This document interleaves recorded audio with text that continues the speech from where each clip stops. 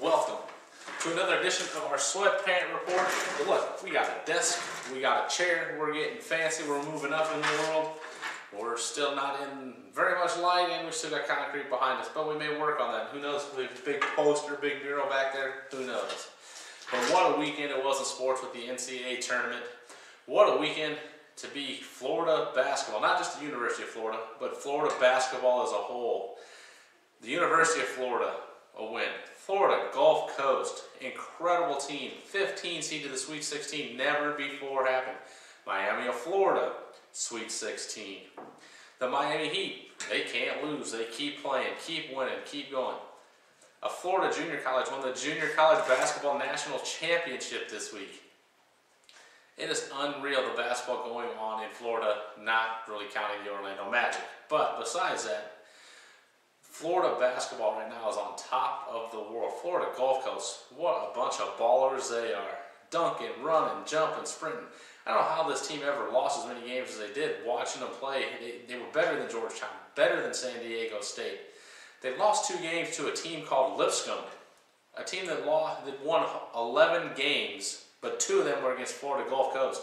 Somebody better go back and look at that tape and see how they beat them, because I don't understand how this team is like this. They are that good. They were better than Georgetown. It wasn't a fluke. They were better than Georgetown. They were better than San Diego State. Not a fluke. They were the best team on the court there, and they're going to give Florida some troubles. I think Florida wins the game, but they're going to give Florida a lot of trouble. These guys are having fun. They are playing loose. They're not worried about how the game's going. They're going to play their game. They're going to play in the flow of how they want to play, up and down the court, have fun. They've got nothing to lose. It doesn't make it. They're a 15 seed. They're expected to lose. Now, if they keep winning, who knows what's going to happen. Then you've also got the city of Philadelphia. What a sports weekend for you. You got the Sixers. That may not count as a sports weekend. But you got the Sixers. They're not a great team, but what a basketball weekend. You had the NCAA tournament with Florida Gulf Coast there. Incredible. You had Duke there. You had Duke beating Creighton the other night in an ugly basketball game. The one thing I want to say about the NCAA officials, NCAA, look at this. The officiating from game to game, it makes no sense.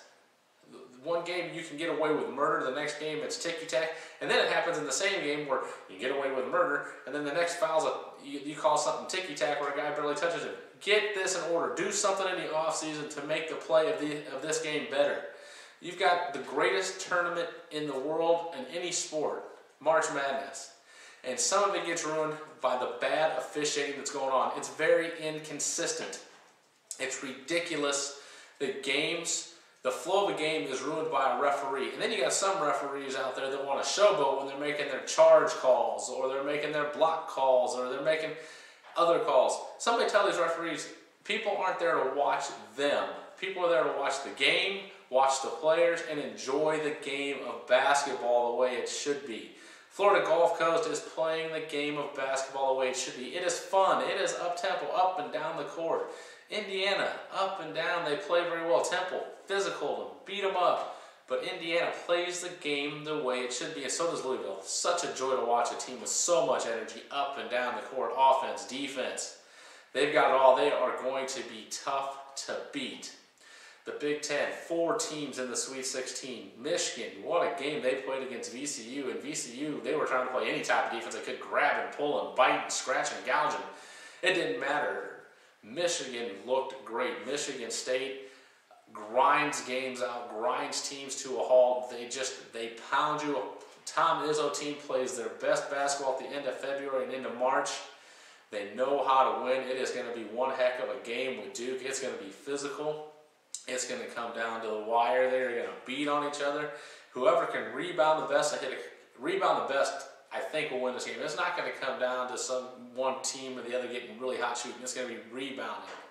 These teams are going to play physical and play great defense. Don't expect a very high-scoring game in this one. It may not get into the 60s, but I don't think it will be ugly as Duke and Creighton, because somebody's got to sit down with the officials and say, we cannot have games this ugly. People do not want to tune in and watch this. So and then you have Indiana obviously they're playing Syracuse. That 2-3 zone, that Syracuse, it can be great. They have trouble sometimes in conference because everyone knows what they're doing. get out of conference, you get into this tournament, in that 2-3 zone, it throws teams for a fit. They didn't have trouble in the first 2 rounds really whatsoever. Indiana may have trouble, but they have the players that can get into that zone, dish it off. You know, they can do a lot with that. Cody Zeller, he's got to control the inside if Indiana wants to win that game. And they've got to make some threes, loosen up that zone a little bit. I think Indiana wins, but I think Syracuse throws one heck of a scare into them. But we'll get into more of that later this week. Charles Barkley. I love Charles Barkley. He says what he wants. He can say what he wants. The networks don't seem to care. But hey, Charles, the one thing that I have against you is I don't think you research a lot of these teams very well. You're an NBA analyst. You do great with the NBA. But a lot of times you come off calling college basketball when you have your opinions. It's your opinion because you looked at some stats and didn't do a whole lot of homework. And that's not a negative against you. You have a whole season of NBA that you have to do. But some of your opinions, you need to quantify them or just keep them to yourself because you don't know enough about the teams of the NCAA or in the NCAA tournament to make some of your opinions, and then you look not very smart. I never want to call Charles Barkley stupid. You're one of the smartest basketball minds on the planet. I really enjoy most of the time listening to your commentaries on things. But sometimes when you're talking about certain teams or even the Big Ten, I don't believe you've watched enough of it to understand how good it is or what the nucleus of a whole team are. Even with Creighton, Doug McDermott, was he the whole team the other night? Well, yeah, sort of, because nobody could hit a shot. But throughout the season, Creighton averaged over 70 points a game. Doug only scored 23 of those a game. There were other guys scoring, moving it around, so Doug could score, hitting enough shots that Doug could score. Ethan Wragge didn't do anything last night. Avery Dinger just took up minutes. Austin Chapman couldn't hit the broadside of a barn. Jahans Manigat had a nice couple drives, but he couldn't hit a three. When you go 2 of, I think, 18 from the three-point line, you're not going to free up your man in the middle. All Duke had to do is keep double-teaming McDermott because no one was going to hit a three. Yashanike played his butt off. I will give him that. Gregory, I think you earned your spot in the NBA. I think if you play with what you did in the NBC tournament and the NCAA tournament, you will be an NBA player, and you will be a good NBA player. You're not going to be a superstar, obviously, but you're going to be a very good power forward, and I look forward to watching you in the NBA. Now we get on to NASCAR. California is normally a boring race. I usually try not to even watch that race until the end because they get so spread out, it's not even fun to watch. Yesterday's race was one of the most exciting NASCAR races they have ever had. I've seen Daytona 500s, Talladega, great races too, but California, dodging and darting. These guys were going around like it was dirt track racing. If you haven't seen dirt track racing, go out and watch it once in a while. I know some of you aren't big racing fans, but yesterday's race was incredible. In and out, bumping guys, blocking guys, guys everywhere, crashes, this, that, another thing. What an exciting race, what an exciting finish. Joey Logano, someone is going to kill you on the racetrack. I don't think you have a friend in NASCAR. You know, I think Tony Stewart was a little too upset about what happened, about the block, because that happens all the time. I've seen Tony Stewart do the same thing. But then you throw a water bottle at him, and then you run your mouth before, and you run your mouth after, and then, you know, you move on Denny Hamlin. Well, what you and Denny Hamlin are doing is a rivalry. It's going to get someone hurt and got Denny Hamlin hurt. Hopefully he is okay. But what you're doing is ridiculous. One of these guys is going to catch you somewhere away from your pit crew and kick the crap out of you like you deserve, and I really hope it's Tony Stewart because that would entertain me greatly. Not like Tony Stewart. He's going to get fined. He's going to get fined. Pretty good first comments, I'm pretty sure of that. But he may find you somewhere, and he may kick the living crap out of you. And I hope somebody gets it on tape because you need to get the crap kicked out of you so you understand what's going on. Because it's not, you don't have it upstairs for some reason. You just don't get it.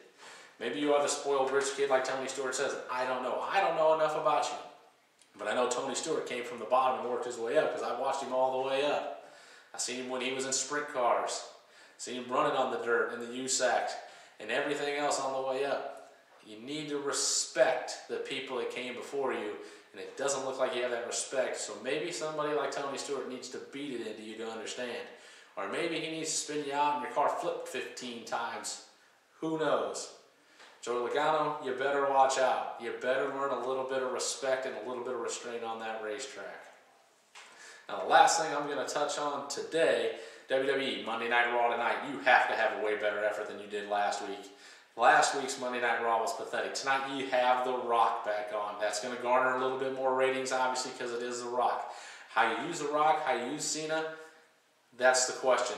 Is Cena just going to have some kind of drab match? Are they going to talk back and forth? Maybe The Rock can wrestle on Monday Night Raw once. It won't matter who he wrestles. Put him in a match. Get the people excited to watch the match. Say in the first hour, hey, tonight, The Rock in action. Plus, Lord knows he could use the work in the ring right now. He's bulking up for his movie. Maybe he's getting too big, obviously, because when you're bulking up, you're not doing a lot of cardio. The cardio may not be there for WrestleMania. It wasn't exactly there versus CM Punk, but I don't think he's as blown up as people said he was in that match in the Royal Rumble. Now, what you do with Triple H or Brock Lesnar? Very interesting where you go with that tonight. Hopefully you do something good in there. You made mention of the match, made mention of the career. All of a sudden, WrestleMania is all about careers now every year. So, who knows? I don't think you need to get Paul Heyman beat up again, though. We really don't need to see Paul getting beat up. We know he's a manager. We know Paul Heyman is not tough. We know he's going to run his mouth, but you don't have to try to show that Paul Heyman's tough. He's not supposed to be tough. So let's see what happens there. Hopefully, they further the story, make it good, and Triple H, Brock Lesnar will have an incredible match at WrestleMania. What will they do with The Undertaker and CM Punk? It's kind of uncomfortable what they're doing. Like I said before, I'd really like to know what the original plan was, where they're going to go with that. If Paul Bearer didn't pass away, it's a terrible thing that he passed away. The WWE trying to use it for a storyline. I don't think they're using it very well. It's not helping to get the match over whatsoever, I don't believe. And then you got Chris Jericho, who's probably now going to wrestle Fandango at WrestleMania. I don't know if is that the way you want to introduce Fandango? Is put him in a WrestleMania match against Chris Jericho, one of the best workers of all time, one of the best performers there is today. And then you're going to put a brand new guy in there with a gimmick that's going to go nowhere. I don't care if he wins, loses, whatever, that gimmick is going to die, and it's going to die in a horrible, horrible, fiery mess of a car crash or something. It's just not going to work. Ryback, Mark Henry. I like where you're going with this. A lot of guys don't see what. A lot of guys think that this match is going to be a horrible match. I like to see two big power guys going at it. I'm very excited to see where this match goes and where this storyline goes. Ryback and Mark Henry can put on an excellent power match. That's right, I said they can put on an excellent power match. I think it'll be a shocker at WrestleMania. Some people will be surprised how good this match is. And I think they're building the storyline in the right way. The Shield with Orton, Sheamus, Big Show. I like where they're going with it. We'll see how they progress it tonight. Does the Shield really stand a chance against when you have the Big Show on their side? We don't know. We've seen the Big Show powerbombed twice by the Shield. Orton's been taken out, Sheamus has been taken out. Let's see what they can do as a collective whole. With Jericho and Cena, Ryback, they couldn't get it done. But can you get it done with the Big Show? Well, and then will a loss be the end of the Shield if they would happen to lose? Or do they win? And do they keep going on until you figure out then what to do with them? Because there's no six-man tag teams. Not anymore. There's no Freebirds or anything like that, no Von Erichs. You split them up. You get somebody to get a singles title. You give them the tag team titles. Who knows? And then we'll see what we do with the Intercontinental United States title, which the WWE doesn't even seem to care about anymore. Is The Miz going to get another shot at Wade Barrett? Is he going to get another shot at Cesaro? What are they going to do there? Where's Kofi Kingston going? Really, he's going nowhere. You got Dolph and Big E. You're going to probably face Kane and Daniel Bryan at WrestleMania. That's pretty much what it looks like. Could be an interesting match, but hopefully Big E Langston can show a little bit of wrestling ability before that match comes about. More than just a shoulder tackle and a finisher that's awful. No offense, Big E. That's an awful finisher. Just awful. Makes no sense. Terrible. Folks, enjoy Monday Night Raw tonight. Get a break from the NCAA tournament. Watch the women's tournament. There's good games on tonight. Obviously, I'm rooting for Nebraska to beat Texas A&M. Yeah, also the Creighton ladies playing Tennessee. Just see if they can make a statement tonight. See if Nebraska and Creighton women can make a statement. You got UConn playing again tonight. So if you like women's basketball, tune into ESPN. Now, one thing about ESPN, you say you're covering the whole game, all the games, this and that, and then for some reason on DirecTV, making me pay if I want to watch the games if I don't have it on the computer and watch it on ESPN3, which is fine. I can put it on ESPN3 and watch the games. But also you can watch all the games on ESPN, then you put a couple games on whip-around coverage on ESPN2, and I'm going to go pay $16 on my DirecTV to watch the games. Completely ridiculous. Just awful. An awful marketing ploy. Just terrible by you, ESPN. CBS has done the NCAA men's tournament right, and if the women's tournament wants to get bigger, and I know a lot of people out there who are going to watch this don't care about women's sports, but if the NCAA women's basketball tournament wants to get bigger, it can't just be on ESPN2 whip-around coverage. That's ridiculous. The NCAA women's basketball needs to have a talk with ESPN, needs to renegotiate their contract. Heck, maybe go to Fox Sports 1 when they're out. If ESPN doesn't want to show the games or wants to charge us to watch the games, well, go somewhere else where you can watch every game you want to watch in order to further your sport. That's what you need to do. So we'll talk to you, May. We'll either be back tomorrow or Wednesday. I haven't decided yet. But that's the Sweatpant Report. Enjoy it. Watch the Miami Heat play tonight too. 6 o'clock they play tonight. Monday Night Raw, 7 o'clock Husker women's basketball at 8:30. Another great night of sports action after an incredible weekend of sports. See you next time.